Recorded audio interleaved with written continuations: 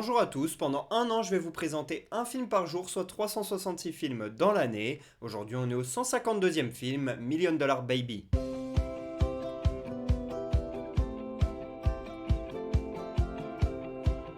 Million Dollar Baby est un film sorti en 2004, réalisé par Clint Eastwood. C'est l'adaptation d'une nouvelle écrite par FX Tool. Ça raconte l'histoire d'une jeune femme qui vient d'un quartier populaire. Elle veut se mettre à la boxe et devenir boxeuse. Elle va alors demander à un entraîneur âgé, et très expérimenté et référencé de l'aider. Mais cet entraîneur, il va refuser. Elle va donc devoir faire ses preuves. Et cette boxeuse, elle est jouée par Hilary Swank, une actrice que l'on associe souvent à ce film à juste titre, puisqu'elle est excellente. Mais elle a fait d'autres choses. On la voit dans Insomnia de Christopher Nolan par exemple, ainsi que dans Écrire pour exister ou encore Boys Don't Cry. Ce dernier, j'ai très envie de le voir, je pense que je vais le faire prochainement. Et pour ce qui est du vieil homme, eh bien, il est joué par Clint Eastwood, qui est également réalisateur sur ce film. Il a d'ailleurs obtenu le Golden Globe et l'Oscar pour sa meilleure réalisation. Et à 74 ans, c'est devenu le plus vieux réalisateur à obtenir leur récompense.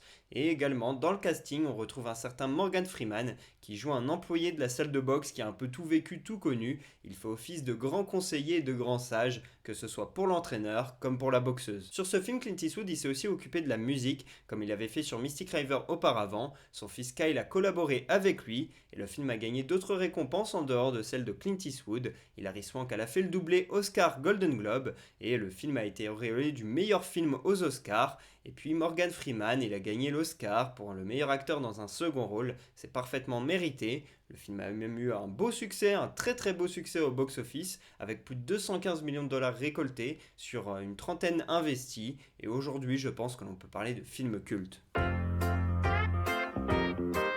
Si je vous parle de ce film aujourd'hui, c'est parce que l'on fête les 94 ans de Clint Eastwood. On a presque l'impression qu'il pourrait être immortel, tant ça fait des années qu'on le voit et qu'il continue année après année de sortir des films. Il a l'air plutôt en forme. 94 ans, continue à faire des films, c'est magnifique. On lui souhaite encore de bien belles années sur cette terre.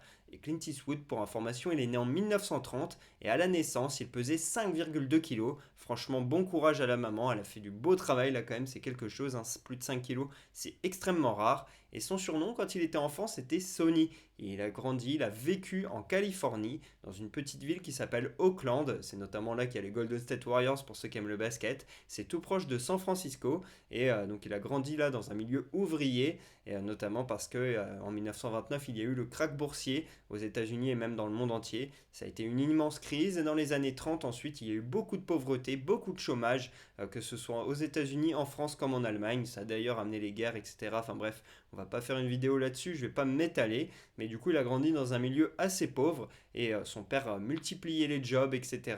Et c'était assez compliqué de se stabiliser. Et puis quand lui, il a été plus âgé, eh bien Clint Eastwood, son premier taf, ça a été celui de caddie dans un parcours de golf. C'est quand même assez rare pour être souligné. Clint Eastwood, quand il passe sa majorité, il a deux passions, les filles et les voitures. Je vous laisse imaginer le genre de vie qu'il menait. Il a même enfanté une fille d'une vingtaine d'années environ et ses parents ont payé pour la faire avorter. Une situation bien difficile, je pense, à l'époque. Ça devait être vraiment très particulier.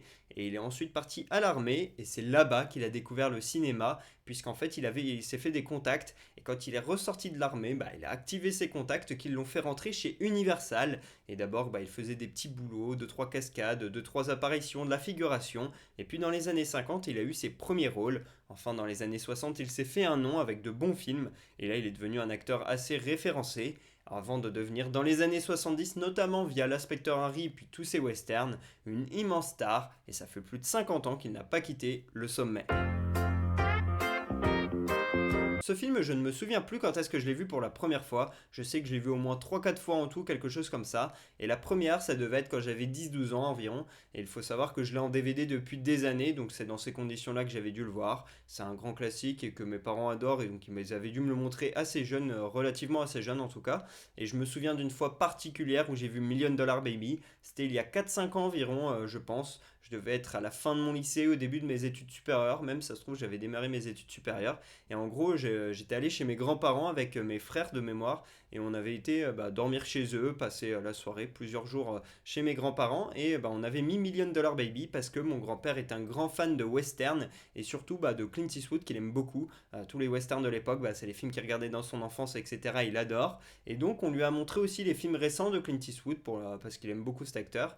Et donc on l'a regardé Million Million Dollar Baby qu'il avait déjà vu. Et là, on l'a revu ensemble et ça a été un moment très émouvant puisque moi j'ai lâché ma petite larme, mon grand-père aussi, il y avait ma grand-mère qui était très émue. Donc c'était vraiment hyper bien de pouvoir avoir ce moment d'émotion tous ensemble. C'était hyper touchant et donc c'est la fois qui m'a le plus marqué quand j'ai regardé Million Dollar Baby.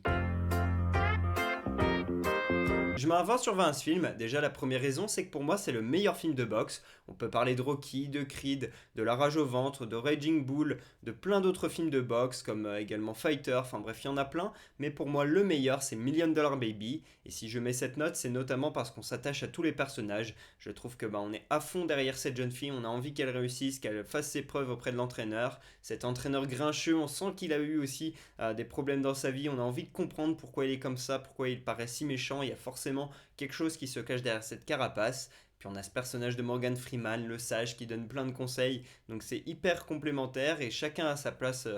C'est vraiment trois beaux personnages. Et puis en plus, ce que j'aime beaucoup, c'est aussi la réalisation qui est parfois un petit peu sombre, etc. J'aime beaucoup les lumières, l'ambiance dans la salle de sport, dans la salle de boxe.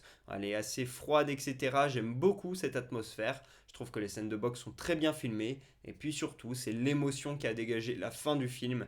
Vraiment, tout au long du film, il est vraiment génial. On est pris par cette histoire avec une fin hyper émouvante qui m'a mis évidemment les larmes aux yeux. Donc pour ces raisons-là, je mets 20 sur 20. Pour moi, ce film est un chef-d'œuvre. Première anecdote, pour préparer son rôle, Hilary Swank s'est entraînée avec Lucia Riker, une championne de boxe et de kickboxing, qui a notamment travaillé sur le projet Star Trek. Deuxième anecdote, le script du film il est tombé dans les mains d'Albert Rudy, un producteur qui voulait donc s'associer à d'autres producteurs et à des personnes dans le cinéma pour pouvoir travailler sur ce projet, sauf qu'à chaque fois qu'il en parlait à quelqu'un, personne n'était motivé, notamment parce que les gens ils disaient mais qui va aller voir un film sur une fille qui fait de la boxe et sur un vieux grincheux, ça n'intéresse personne, et au final il a fini par rencontrer Clint Eastwood, lui proposer le script, et Clint Eastwood il a adoré dès la première lecture. Le cinéaste aurait déclaré c'est déprimant mais magnifique. Ensemble, ils ont fait le film. Troisième anecdote, pendant le tournage, Hilary Swank elle a eu une infection au pied à cause d'une cloque qu'elle avait qui s'est infectée et donc elle a dû passer une semaine à l'hôpital pour soigner ça. Ça a bien sûr mis en stand-by toute la production. Voilà pour ce 152e épisode d'Un jour un film. J'espère que je vous aurai donné envie de regarder Million Dollar Baby. Pour ma part, je vous dis à demain pour parler du 153e film de l'année. Et pour que vous sachiez de quel film on va parler, un petit indice, Rita Hayworth. Dites-moi en commentaire soit de quel film on va parler. À demain.